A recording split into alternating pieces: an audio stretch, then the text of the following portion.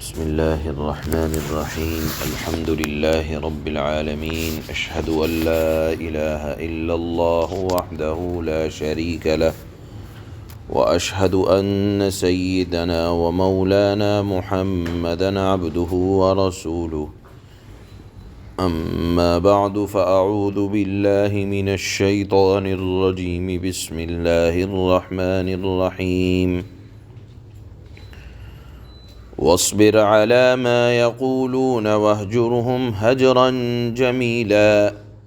وذرني والمكذبين أولي النعمة ومهلهم قليلا إن لدينا أنكالا وجحيما وطعاما ذا غصة وعذابا أليما صدق اللہ مولانا العلی العظیم۔ انبیاء کرام اور عارفین اور کاملین جن کا اللہ کے نزدیک مقام بڑا ہوتا ہے، جو رہبر اور رہنما کے درجے میں ہوتے ہیں، ان کے ساتھ دو طرح کے معاملات ہوتے ہیں۔ ایک تو ان کا اپنے خالق، اپنے مالک اللہ سے ان کا ایک رابطہ ہوتا ہے، اور ایک رابطہ مخلوق کے ساتھ ہوتا ہے۔ تو ابھی تک اللہ کے نبی صلی اللہ علیہ وسلم کو شروع سورت سے لے کر اس آیت سے پہلے تک جو تعلیم تھی، وہ قسم اول کی تعلیم تھی، یعنی اے نبی صلی اللہ علیہ وسلم، آپ کو اور آپ کے متبعین کو، یعنی آپ کے بعد جو آپ کے نائب بنیں گے، ان کو اللہ نے قیام لیل یعنی رات کی نماز، تلاوت، ذکر اللہ کی طرف ہمیشہ متوجہ رہنا، اور صرف بھروسہ اللہ کی ذات پر ہو، ان چند باتوں کا حکم دیا۔ یہ معاملات آدمی کے اللہ کے ساتھ ہیں، اور جو رہبر اور رہنما، عارفین، کاملین، انبیاء اعظام، ان کو مخلوق اللہ کے بندوں کے ساتھ بھی معاملات پیش آتے ہیں۔ اب ان آیات میں بتلایا جاتا ہے کہ جو نافرمان آپ کو تکلیفیں پہنچاتے ہیں، آپ کو ستاتے ہیں، ان کے ساتھ آپ کا معاملہ کیا ہونا چاہیے۔ یہاں ذرا رک کر آپ یہ مضمون پہ بھی غور کریں کہ یہ آیات مکی زندگی کی ہیں، اور ابتدائی مکے کے زمانے کی ہیں، جب اللہ کے نبی کا قیام مکہ مکرمہ میں تھا۔ اور یہ بھی یاد رہنا چاہیے کہ آپ کے اوپر سب سے سخت حالات مکہ کے رہنے کے دوران پیش آئے۔ چنانچہ آپ کو 3 طرح سے ستایا جاتا تھا کہ آپ کو آپ کے اللہ کے بارے میں العیاذ باللہ کوئی کہتا کہ فرشتے اللہ کی بیٹیاں ہیں، بے ادبی اور گستاخی کرتے۔ خداوند ذوالجلال کے بارے میں کوئی یہ کہتے کہ نعوذ باللہ اللہ بھی اولاد رکھتا ہے، کوئی کہتا کہ فرشتے اللہ کی بیٹیاں ہیں، کوئی کہتا کہ اللہ کو کیا ہو گیا ہے کہ وہ ہم سے قرض مانگ رہا ہے۔ اس کا مطلب یہ ہے کہ ہم مالدار ہو گئے، العیاذ باللہ اللہ غریب ہو گیا۔ اس طرح کی بات، کلمات بکا کرتے تھے اپنے منہ سے۔ تو یہ ایک ستانے کا انداز تھا۔ ایک ستانے کا انداز خود اللہ کے نبی صلی اللہ علیہ وسلم کی مبارک ذات کو تھا کہ دیکھو یہ نیا دین لائے ہیں، یہ ایسا دین لائے ہیں کہ جس میں بیوی شوہر کی مخالف ہو جاتی ہے، شوہر بیوی کا مخالف ہو جاتا ہے، بھائی کا مخالف ہو جاتا ہے۔ یہ کوئی دین ہے؟ یہ کوئی مذہب ہے؟ اور آپ کو جادوگر کہا جانے لگا کہ ان کا جادو ایسا ہے کہ جو خاندانوں میں نفرتیں پیدا کروا دیتا ہے، ان کی تعلیمات ایسی ہیں جو باپ کو بیٹے سے جدا کروا دیتی ہیں۔ ایک تکلیف آپ کو یہ پہنچائی جاتی، اور ایک قسم کی تکلیف، تیسری قسم کی تکلیف آپ کو آپ کے اقربا، آپ کے اہل و عیال، آپ کے عزیز و اقارب، اصحاب اور آپ کے ساتھ رہنے والے صحابہ کے بارے میں بے ادبی اور گستاخیاں کرتے، کہ طعن و تشنیع دیتے کہ معاذ اللہ تم سب نے اپنا آبائی دین چھوڑ کر نئے دین میں داخل ہو کر بے دینی اختیار کر لی۔ اس طرح کے طعنے اللہ کے نبی کے گھر والوں کو، آپ کے ماننے والے چاہنے والے حضرات صحابہ اکرام کو اس طرح کی گفتگو کی جاتی۔ اللہ نے ان تمام کے جواب میں ایک بات ارشاد فرمائی،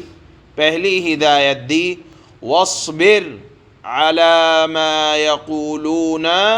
وَاهْجُرْهُمْ هَجْرًا جَمِيلًا، کہ آپ ان مخالفین معاندین جو آپ کو تکلیف پہنچانے والی باتیں کرتے رہتے ہیں، اس پر آپ صبر سے کام لیں۔ میں نے بتایا کہ مکہ میں جہاد کا اور قتال کا حکم نازل نہیں ہوا تھا، یہ مدینے میں جا کر ہوا، اس لیے حکم دیا اللہ نے کہ آپ صبر سے کام لیں۔ دوسری ہدایت یہ دی گئی کہ ان معاندین سے خوبصورتی کے ساتھ الگ ہو جائیں، یعنی نہ ان کی بدسلوکی کی آپ کسی سے شکایت کریں کہ دیکھو فلانے نے مجھے یہ کہہ دیا۔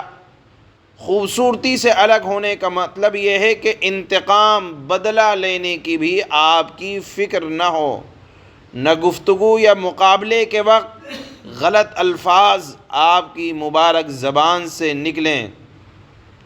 ہاں البتہ اگر آپ ان سے الگ ہوں لیکن نصیحت میں، سمجھانے میں کوئی کمی نہ فرمائیں، بلکہ جس طرح بن پڑے ان کی ہدایت اور رہنمائی میں کوشش کرتے رہیں۔ تو آج کی آیات کا خلاصہ یہ ہے کہ جو آپ کو مخلوق کی طرف سے تکلیفیں پہنچائی جا رہی ہیں، آپ صبر فرماتے رہیں اور خوبصورتی کے ساتھ الگ ہو جائیں، کہ جس میں بدلہ لینے کا اور انتقام لینے کی کوشش بھی نہ ہو، ان کی برائی بھی نہ کریں۔ وَذَرْنِي وَالْمُكَذِّبِينَ أُولِي النَّعْمَةِ، اور ان جھٹلانے والوں کو ناز و نعمت میں رہنے دو، اور وَمَهِّلْهُمْ قَلِيلًا، تھوڑے دن کی بات ہے، آپ ان کو مہلت دے دیں۔ اور اللہ کے نبی صلی اللہ علیہ وسلم کو اللہ نے تسلی دینے کے لیے فرمایا، إِنَّ لَدَيْنَا أَنْكَالًا وَجَحِيمًا، کہ ہمارے پاس تو آخر بیڑیاں ہیں اور دوزخ بھی ہے، اور ہمارے پاس سب کو جمع کیا جائے گا، لایا جائے گا، اور میں بدلہ لینے کے لیے کافی ہوں، اور میرے ہاں اے نبی صلی اللہ علیہ وسلم اللہ اگر انتقام لینے پر آ جائے تو بچ نہیں سکتا ہے، لہذا آپ ہرگز انتقام لینے کی فکر نہ کریں، آپ ان سے الگ ہو جائیں اور جھٹلانے والوں کی پرواہ آپ نہ کریں۔ ہاں البتہ سمجھانے کا اگر کوئی موقع آئے تو آپ اس میں سمجھانے سے آپ پیچھے نہ ہٹیں۔ اور اس کے بعد اللہ نے فرمایا کہ میرے ہاں عذاب تو انتہائی سخت ہے، یعنی اگر دنیا میں سزا نہ بھی مل پائے تو آخرت میں تو ضرور مل کر رہے گی۔ اول سخت قید و بند کی اللہ نے سختی کا اظہار فرماتے ہوئے ارشاد فرمایا کہ میرے ہاں قید و بند دونوں ہیں، اور پھر ان کے پیروں میں قیدیوں کی طرح بیڑیاں پہنائی جائیں گی اور جکڑ دیے جائیں گے۔ دوسری اللہ نے فرمایا کہ میرے پاس دہکتی ہوئی اور بھڑکتی ہوئی آگ ہے، اور پھر حدیث میں آتا ہے کہ جہنم کی آگ دنیا کی آگ سے 70 حصہ زیادہ گرم ہے، اس آگ کو 1000 برس تک دھوکایا گیا تو سرخ ہو گئی، اور پھر 1000 جلایا گیا 1000 سال تک تو وہ سفید ہو گئی، اور پھر 1000 برس تک اور جلایا گیا کہ وہ سیاہ ہو گئی۔ اب وہ جہنم کی آگ سیاہ ہے۔ اللہ نے فرمایا کہ ایسی دردناک عذاب اور آگ ایسے نافرمانوں کے لیے جو آپ کی شان میں گستاخی کرتے ہیں، میرے ہاں عذاب علیم دردناک عذاب تیار ہے۔ اللہ نے فرمایا کہ وہاں ایسا کھانا ہوگا، وَطَعَامًا ذَا غُصَّةٍ، الفاظ اللہ نے فرمائے کہ ایسا کھانا ہوگا جو گلے میں اٹک جائے گا، نہ اندر جائے گا نہ باہر آئے گا۔ مراد ہے یہاں زقوم کا درخت، جو جہنم میں خاردار درخت ہے، جو جہنمیوں کی خوراک ہوگا، اس قدر زہریلا اور گندا ہے۔ حدیث میں آتا ہے کہ اگر اس کا ایک قطرہ بھی دنیا میں ٹپکا دیا جائے تو زمین پر بسنے والی سارے کے سارے سامان خراب ہو جائیں، اتنا گندا چیز ہے، اس کی بدبو اور گندگی اور زہریلے پن کا عالم یہ ہے۔ تو اگر اس کو کھانا پڑے گا تو نہ تو گلے سے نیچے جائے گا، نہ یہ کہ آدمی ہاتھ دے کر اس کو نکال دے۔ اللہ نے لفظ استعمال کیا کہ گلے میں جا کر اٹک جائے گا، پھنس جائے گا۔ اور پھر اللہ نے فرمایا کہ اس کے علاوہ بھی اور عذاب ہے، جس کے بارے میں آتا ہے حمیم، کھولتا ہوا گرم پانی جو جہنمیوں کے زخم سے نکلتا ہوگا، اور انتہائی بھوک کے عالم میں جہنمیوں کی غذا ہوگا۔ تو بہرحال اللہ نے یہاں جہنمیوں کا عذاب بھی بیان فرمایا، اور فرمایا کہ آپ بدلہ لینے کی فکر نہ کریں، اور اللہ بدلہ لینے کے لیے کافی ہے۔ لیکن میں نے جیسے بتایا کہ یہ ابتدائی دور مکہ کے زمانے کی آیتیں ہیں، اس وقت تک جہاد اور قتال کا حکم نازل نہیں ہوا تھا، لہذا یہ حکم مدینہ منورہ میں جا کر منسوخ ہو گیا۔ اللہ کے نبی صلی اللہ علیہ وسلم پر ان کے ستانے پر آیات جہاد اور قتال بھی نازل ہوئیں، لہذا یہ واضح رہنا چاہیے کہ یہ ابتدائی مکے کے دور کی آیتیں ہیں۔ چنانچہ اللہ فرماتے ہیں وَاصْبِرْ عَلَى مَا يَقُولُونَ وَاهْجُرْهُمْ هَجْرًا جَمِيلًا وَذَرْنِي وَالْمُكَذِّبِينَ أُولِي النَّعْمَةِ وَمَهِّلْهُمْ قَلِيلًا۔ اور جو باتیں یہ نافرمان لوگ کہتے ہیں ان پر صبر سے کام لو،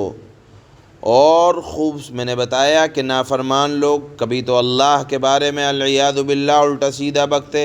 کبھی آپ کی شان میں گستاخی کرتے، کبھی صحابہ اکرام کو برا بھلا کہتے۔ تو اللہ نے ابتدا میں فرمایا کہ آپ صبر سے کام لیں اور خوبصورتی کے ساتھ ان سے کنارہ کر لو، یعنی لڑائی ٹھاننے کے بجائے خوبصورتی کے ساتھ الگ ہو جاؤ۔ وَذَرْنِي وَالْمُكَذِّبِينَ أُولِي النَّعْمَةِ وَمَهِّلْهُمْ قَلِيلًا، اور تمہیں جھٹلانے والے جو عیش و عشرت کے مالک بنے ہوئے ہیں ان کا معاملہ مجھ پر چھوڑ دو، اللہ کے حوالے کر دو، اور انہیں تھوڑے دن اور مہلت دے دو۔ إِنَّ لَدَيْنَا أَنْكَالًا وَجَحِيمًا، یقین جانو ہمارے پاس بڑی سخت بیڑیاں ہیں جو قیدیوں کی طرح ان کے پیروں میں ڈالی جائیں گی، اور دہکتی ہوئی آگ ہے۔ وَطَعَامًا ذَا غُصَّةٍ